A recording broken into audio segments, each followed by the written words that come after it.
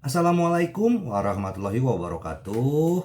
Apa kabar sobat Sopter semuanya? Semoga kalian semua dalam keadaan sehat jasmani dan rohani, tidak kekurangan satu apapun. Oke, kita mulai saja ceritanya. Bab 3697 sampai bab 3700. Setelah meninggalkan kamar Ye Junlin, Xiao Feng tidak menyembunyikan niat membunuh di dalam hatinya. Jika Anda mengamatinya dengan cermat, Anda pasti akan menemukan bahwa mata Xiao Feng saat ini ditutupi dengan aura ungu kehitaman. Ini sangat aneh. Melalui percakapan dengan Ye Junlin, Xiao Feng telah memutuskan bahwa Ye Junlin tidak akan pernah melepaskan Gong Qianqiu. Saya khawatir hanya masalah waktu sebelum dia membunuhnya. Apalagi dengan Suzaku dan yang lainnya yang memprovokasi situasi. Ruang untuk bermanuver semakin berkurang. Tidak peduli siapa yang ingin menghentikanku untuk bersama Qianqiu, aku harus menghilangkan rintangan itu. Setelah berpikir berulang kali, Xiao Feng akhirnya memutuskan untuk bersama Gong Qianqiu. Kini kendala terbesar antara keduanya adalah Ye Junlin. Hanya dengan membunuhnya, dia bisa menjadi tua bersama kekasihnya. Meskipun Xiao Feng sekarang dikendalikan oleh pil jahat dan iblis batiniah, dia belum sepenuhnya kehilangan akal sehatnya. Bahkan pikirannya jauh lebih jernih dibandingkan saat dia berada di puncaknya. Hanya saja dia telah jatuh ke dalam cinta yang menggebu-gebu pada Gong Qianqiu, hampir paranoid hingga menjadi obsesi. Xiao Feng datang ke kamarnya dan dengan hati-hati merencanakan rencana pembunuhan. Ye Junlin berkata dia akan mundur dan memintaku untuk mengambil alih pertahanan internal.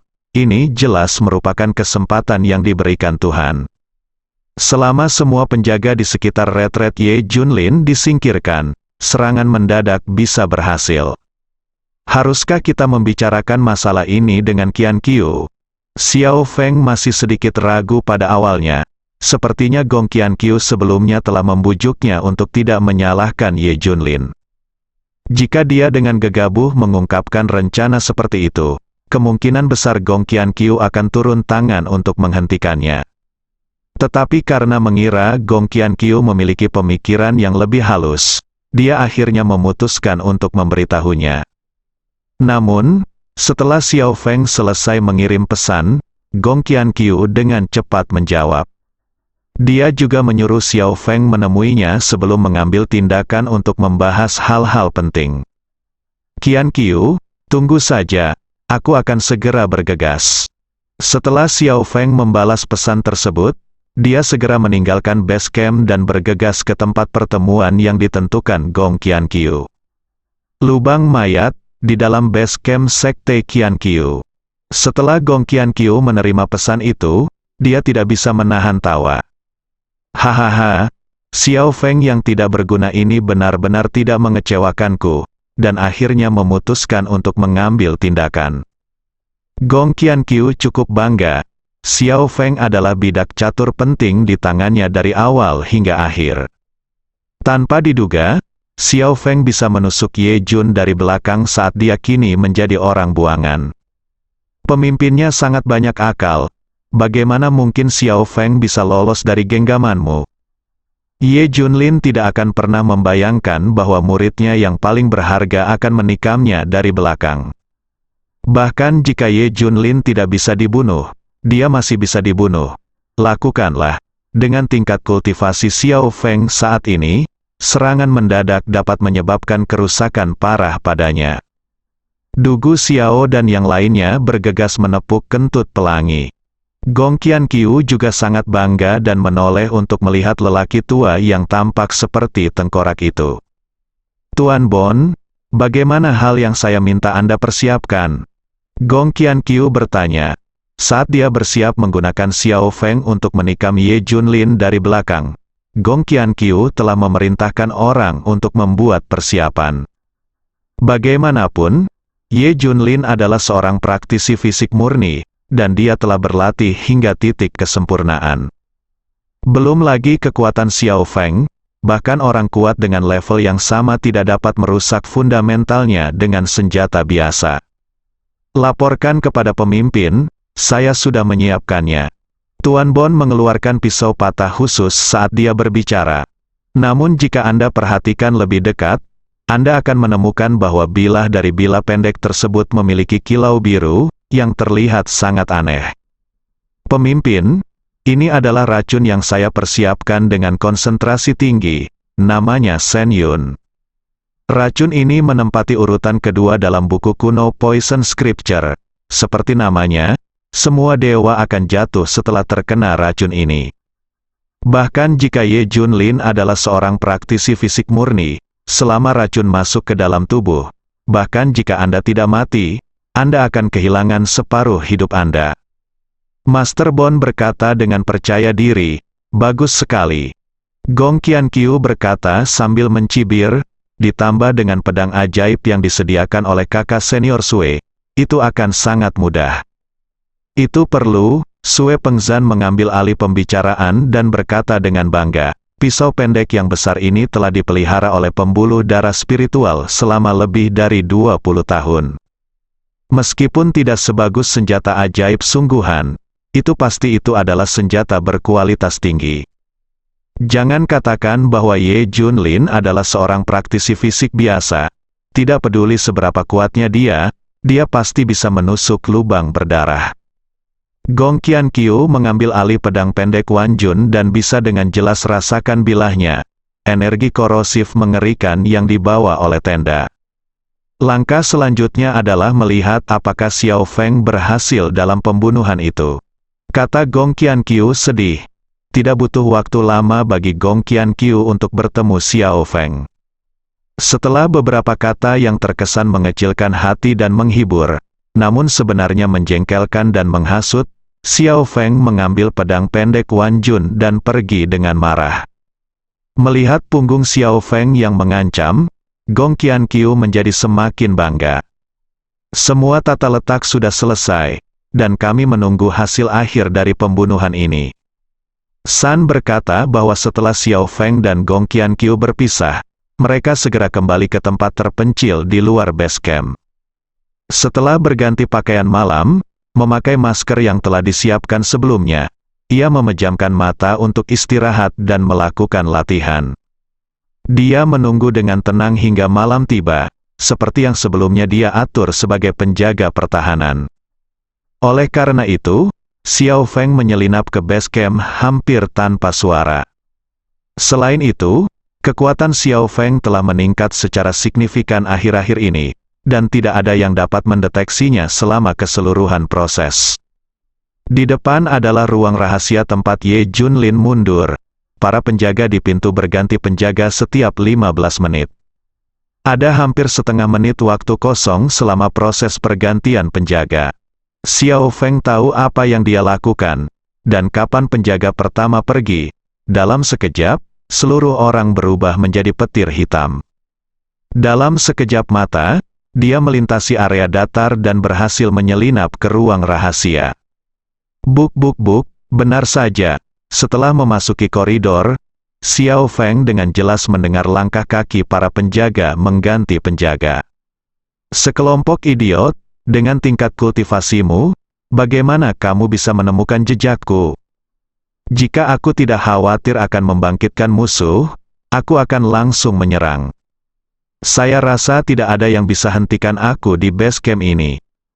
Xiao Feng merasa bangga, dan dia terus berjingkat ke dalam. Tubuhnya seringan burung layang-layang dan jatuh ke tanah tanpa suara. Segera dia sampai di ruang rahasia di ujung koridor.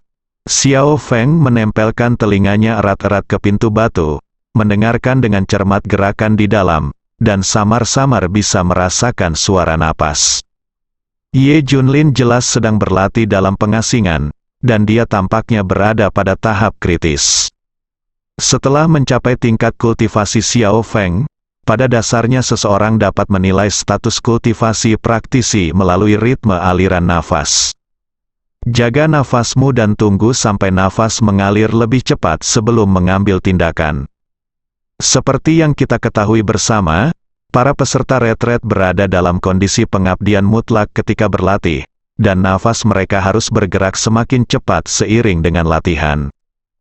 Jika Anda diserang selama periode ini, kemungkinan besar Anda akan menjadi gila. Oleh karena itu, para peserta retret biasanya membutuhkan pelindung dharma dan paling takut diganggu pada saat-saat kritis. Xiao Feng menunggu hampir setengah jam, dan gerakan nafas di dalam menjadi semakin keras. Sudah waktunya, Xiao Feng mendorong pintu batu itu dengan lembut, dan setelah mendorong keluar celah yang nyaris tidak melewati tubuh manusia, dia merunduk dan melayang masuk seperti hantu. Xiao Feng memasuki ruang rahasia dan menemukan Ye Junlin melayang di udara. Dengan tubuh Ye Junlin sebagai pusatnya, pusaran energi besar telah terbentuk. Energi spiritual dari dunia sekitarnya mengalir ke tubuh Ye Junlin dengan gila-gilaan. Ye Junlin sendiri juga menutup matanya, benar-benar tenggelam dalam kondisi kultivasi misterius, dan jelas tidak memperhatikan ada orang yang masuk. Kesempatan yang diberikan Tuhan, sudut mulut Xiao Feng sedikit terangkat saat dia perlahan mendekati Ye Junlin. 1 langkah, 2 langkah, 3 langkah, akhirnya Xiao Feng sampai pada posisi sekitar 2 atau 3 meter dari Ye Junlin. Jika kamu berani menghentikanku bersama Qian Qiu, kamu akan mati. Xiao Feng tiba-tiba memancarkan aura pembunuh dan menikam Ye Junlin dari belakang jantungnya. Serangan diam-diam Xiao Feng menunjukkan kekuatan terkuatnya dan tidak menahan apapun. Seluruh orang itu ditembakkan seperti anak panah dari tali.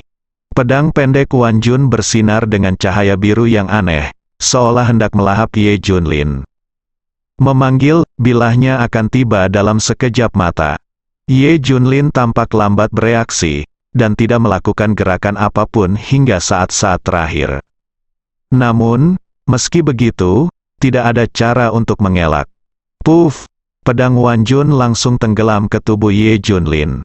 Xiao Feng dengan jelas mendengar suara pisau tajam yang menusuk daging. Serangan diam-diam berhasil, Xiao Feng sangat terkejut. Dia tidak pernah menyangka serangan diam-diamnya akan berjalan begitu lancar.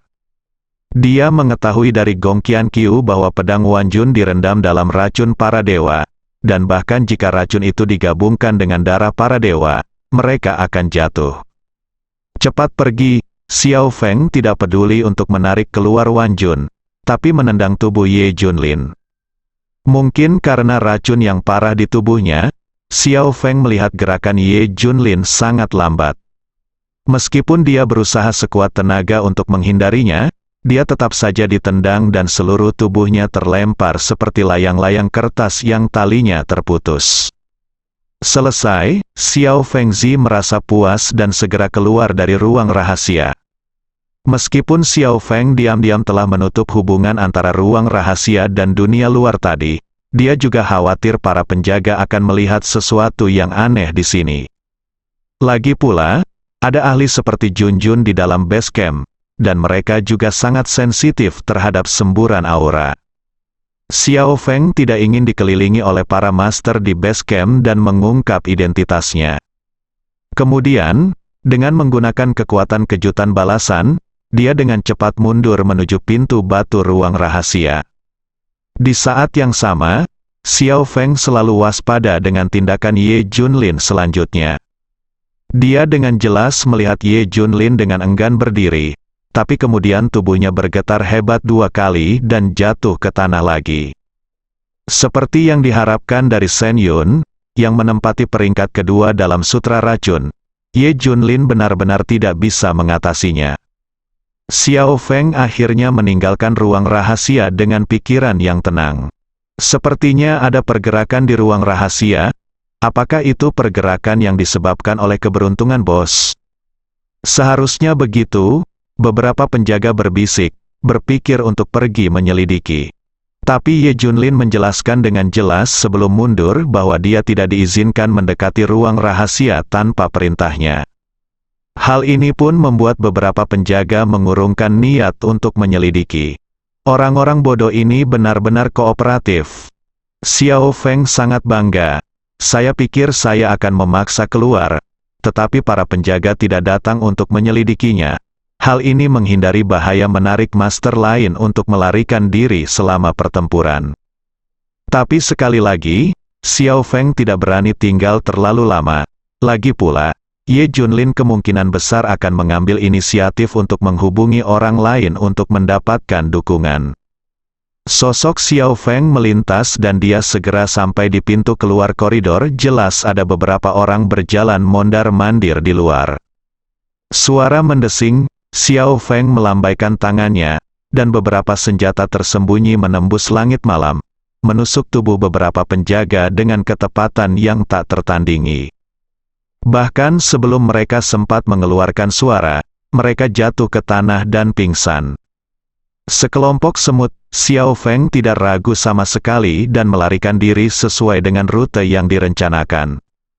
Tidak ada yang diganggu selama seluruh proses. Tentu saja, situasi ini tidak akan pernah terjadi dalam keadaan normal, tapi ini adalah pengaturan pertahanan yang disiapkan secara khusus. Xiao Feng tahu segalanya.